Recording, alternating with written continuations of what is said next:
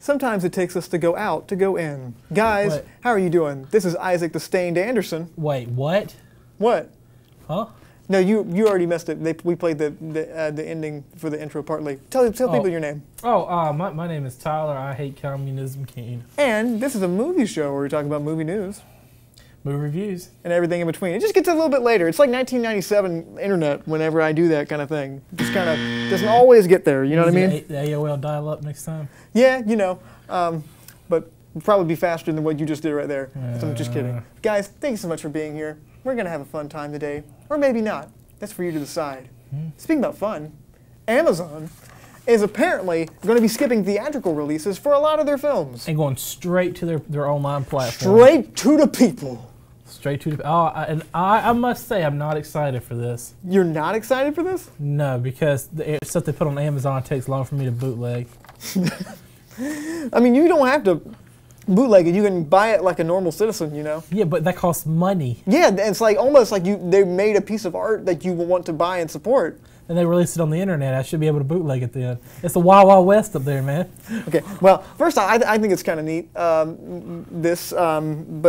I don't get me wrong, I do love theatrical releases. I love the fact, it's just something about going to a theater. It just feels kind of like the movie's more legitimate, and it makes it feel like more of an experience and more of something that's going to feel like, you know, this is something that it's worth my time, rather than like, I'm just browsing through, this is one of the millions of things that are on. And they made really quality movies, like Patterson was an awesome movie. Did you ever see Patterson? Patterson. You see Beautiful Boy? Beautiful Boy. Yeah, you see it? Is that the one about heroin? I think it's about something else. Him quitting heroin? It's him quitting some sort of drug. I think it was heroin. But He's in a methadone clinic.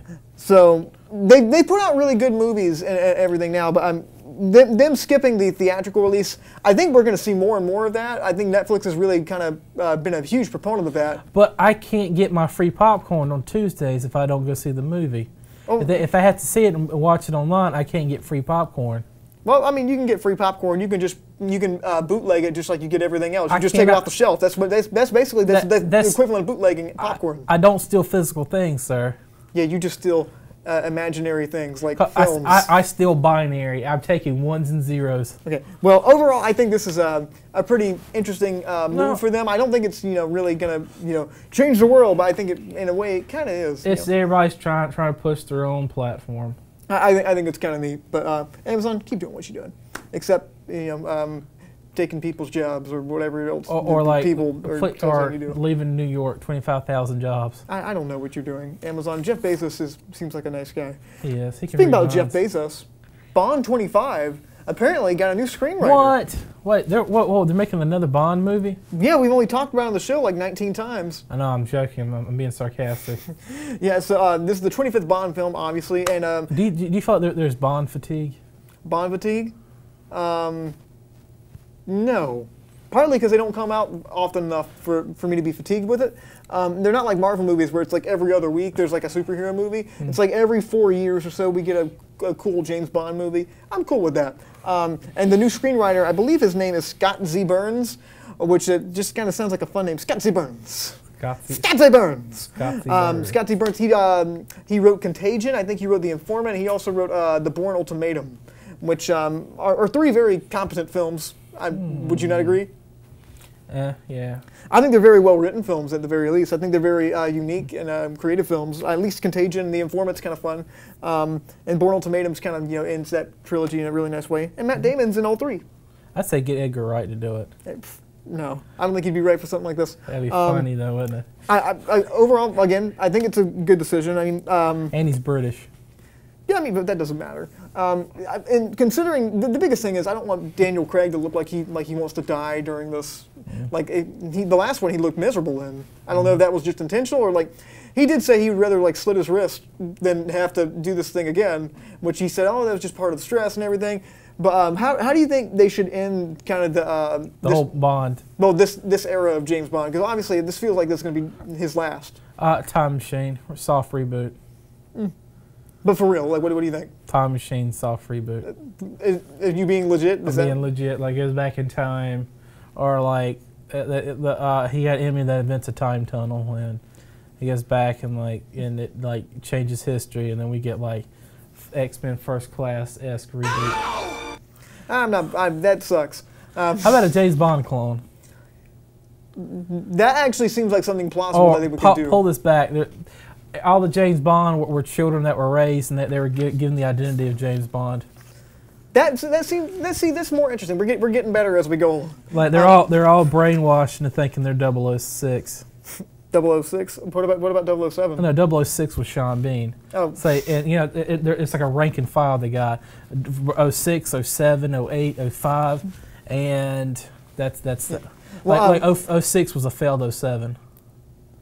Okay, but I think that what they should do is just kind of reboot it, but have children play all the parts. No, I mean, I don't really reboot I don't think there's any strong suggestions for like what we should do with this. Reboot it and make James Bond a woman, and then make all the other characters men. That'll probably happen eventually, but hey, I don't know. Reboot it, make them all talking animals. I'm gonna slap you next time you interrupt me. Reboot it, make it an animated film. But we're just gonna move on. Oh. Is that okay? Yeah. You got any final thoughts on this? I was about to say they could reboot it again and make it a Netflix streaming show. And again, it's probably possible, but hopefully it's good because they've been pretty competent up to this point. Make them reboot it and have instead of being the British Secret Service, they are now the Mexican Secret Service. Maybe Chris Hemsworth has been cast as Hulk Hogan. Hulk Hogan, what? The Hulkster himself? Yeah, the Hulkster himself. So this just came out this morning, actually. Chris Hemsworth is going to be playing him in a biopic, and the biopic's going to be directed by Todd Phillips of the Hangover fame, and he's also going to be directing. He also directed the Joker movie with Joaquin Phoenix. See, what I'm hoping they're going to do is have him making a movie inside of this movie, where he has pretend like he has terrible acting. What do you think? Well, I think wouldn't that fall under his performance? Is like has to pretend to be a bad actor? Yeah, think about that. You have a good actor doing good performance, portraying someone who's also a bad actor. Well, it's like think about that. It's like it's Inception. I think that this is. I think it's pretty good casting that they cast him. I mean, I can see like if maybe you shaved his head, you squint your eyes, and you kind of tilted your head, turned around. Maybe he kind of looked a little bit like Hulk Hogan. See, this is what I'm hoping is one day they'll make a biopic about Chris Hemsworth. Then you have another good actor portraying a good actor that's portraying a bad actor because they redo the scene. Well, it's just Hulk Hogan playing Chris Hemsworth in that reboot. No, it's somebody playing Chris Hemsworth, but Chris Hemsworth's playing Hulk Hogan. So it's like. Oh man, this would be awesome. I'm up for this. But I definitely think he's got the muscle for it. I mean, he's kind of proved that he can do that with Thor. I think he definitely has the acting chops, and also since Todd Phillips is directing this, I mean, everybody knows Todd Phillips is a very talented director that is very good with the comedy and whatnot. So I think that it's a very good chance that it's going to be like who's going to play Andre? I don't know. I don't care. What? You can't have a good Hulk story without having a good Andre in it. Am I right, Drew? I think that I think that Todd Phillips is a really good choice for it, at least because I can almost see like the tone right in front of me, kind of like how it kind of combining this kind of weird quirkiness. Because I mean, it's just kind of like wrestling's just kind of a very inherently kind of silly thing, you know. But you also got to admit about this film. I mean, you have some serious hardcore fans about this. This is like the fans who love this are just about like comic fans. I mean, they're seriously hardcore devoted basis. So I mean, I'm up for this. Yeah, I know, and I'm just more curious about like how the movie's tone is going to be because I think going too serious would be like a disservice to kind of like the story in and of itself because I feel like this could be really something fun, something really something to look back on, something you just turn on Saturday morning and kind of enjoy. You can kind of see the Hulk Hogan when he's not in character. Yeah, that's something we really haven't seen. Yeah, I want to see that. There's some videos online, but they're kind of creepy, and I think that he. Steroids have messed him up, sir. Yeah, well, we're just going to leave it at that. There's some videos of him online that I don't really want to see. He's very tan.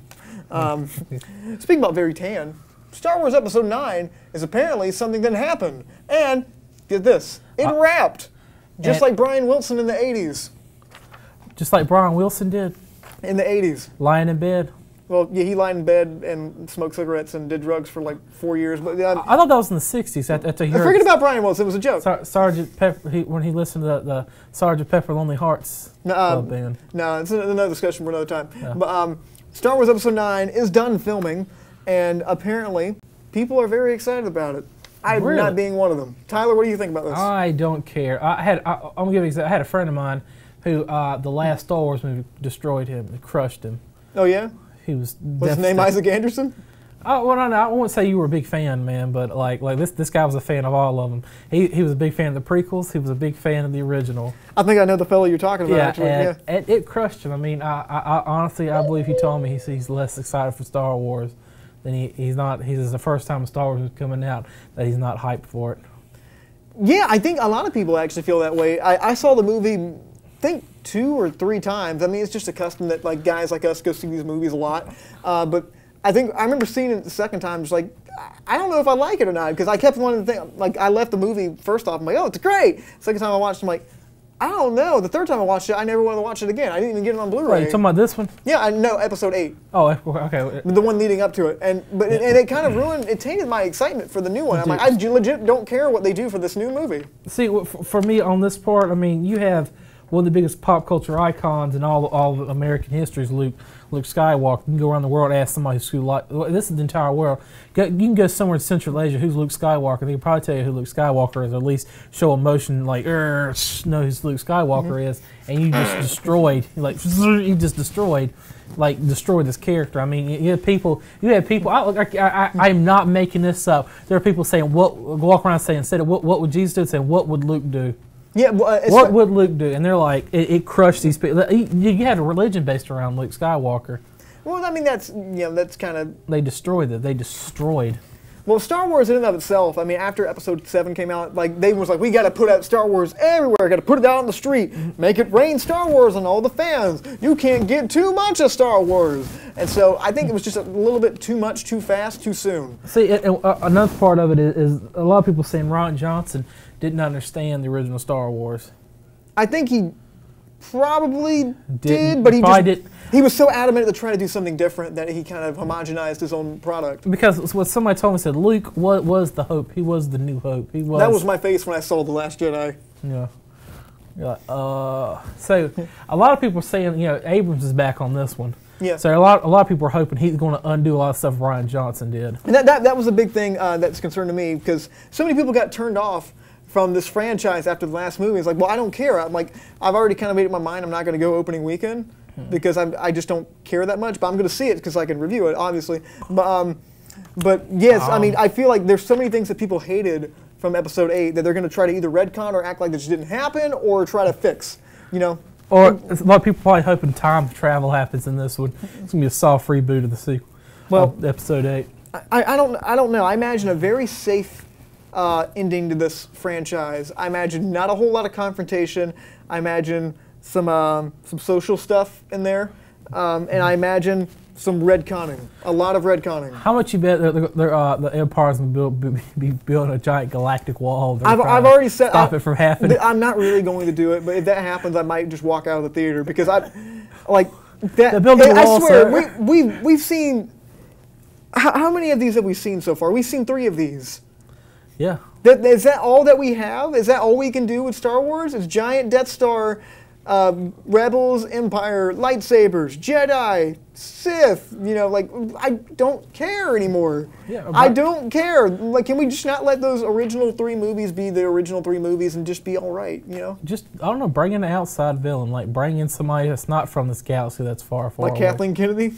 Okay. I was being actually more literal on this part. Like bring in like a villain from another galaxy that has nothing to do with the Force, and then like have them invade the galaxy, and everybody like the Sith and the Jedi have to go stop the evil, whatever they are. See what this movie has made us. Yeah. Made us delirious. Guys, let us know what you guys have to think about this. Let us know what you do think about it. Tell me how much you hate the last Star Wars movie. Has Star Wars crushed your soul too? You can leave a comment at facebook.com/Studio67NCC. We would love to hear what you guys have to say. Have you lost hope in a better future because of the last Star Wars movie? Well, I lost hope in a better future just because I am who I am. But guys, Thank you so much for watching so far. My name is Isaac Anderson. I am We're going to take a Tyler. real quick break, and when we come back, we're going to talk about something fun. Something that Isaac did not watch. When it comes to culinary arts, Nash Community College is here to turn your burning passion for food into a career. Our chefs, with over 70 years of highly qualified industry experience, are here to point you in the right direction, teaching and handing down classical culinary techniques that will improve your skills and help you cut your way into the food industry. Gain invaluable experience, vital to cooking and preparing delicious food, served in a personal and creative environment. To learn more about the Culinary Arts program, visit nashcc.edu.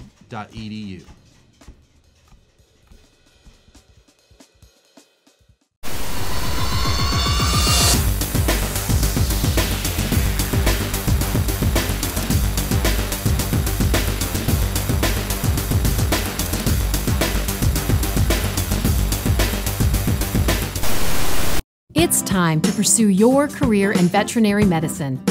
Nash Community College now offers an Associate in Applied Science degree in Veterinary Medical Technology. This is your chance to become a registered vet tech and work with a variety of animals. Learn about radiology, client education, animal wellness, treatment, laboratory techniques, anesthesia, and more. Now accepting applications. Call 252-451-8390 or visit nashcc.edu/VMT today. I suppose. Welcome back to Big Bang Cinema. I'm Isaac the Relaxed Anderson. I am Tyler, and I hate communism, Keen. Oh, wow. I hate Star Wars. I was hoping for something new. I was gonna say, okay, how about I hate Just Star like Wars? communism, it's the same old stuff, but repackaged. I am Tyler. I hate Ryan Johnson, Keen. Ah. Death Yeah. to Ryan Johnson. Okay, whatever. Career. Guys, sometimes Japanese people animate movies, and sometimes they're really awesome. And a lot of times, us Americans like to take them and turn them into live-action movies, and they stink. But there might be some that could actually be really good if us Americans make it, or if the Japanese make it live-action. Well- So, that comes to this segment. Anime movies that could be good as Hollywood live actions. Sure. But there's a thing about it, they pump out so much anime in Japan. I think it's loads of it every year. But based on statistics, if you pump out not like so much garbage, 2% of that garbage has got to be great.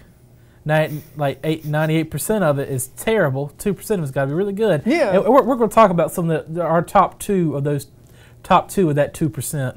Okay, well, full disclosure, we said a little bit before the break, I'm not the biggest anime fan. I don't know much about anime. I have not watched a whole lot of anime. The anime I have watched, I'm not huge on. I respect the stories, but Tyler knows anime much more than I do. I only know 2% of anime. Well, the 2% is more than my 0%. I said the only stuff that's good. So, Tyler, what is the first movie? I've done a little research on this, and I've kind of looked it up. So, Tyler, what is the first movie you think would be really good as an anime live-action film? Grave of the Fireflies. Okay, tell us about Grave of the Fireflies. It was about World War II, and it was about the trouble the children in Japan had while everybody else was off at war. And it was about a young boy and his, he's about 11 years old, and he's got a 4-year-old sister, and while their father's off in the Navy, they live in Tokyo, and they, during Tokyo time, back during the World War II, entire Tokyo was built out of wood and paper. And they get firebombed, and the whole Tokyo just burns to the ground, and their mother dies in the fire. So they go to live with their aunt, and their aunt's all at him about the war effort, but he wants to stay home and take care of his sister.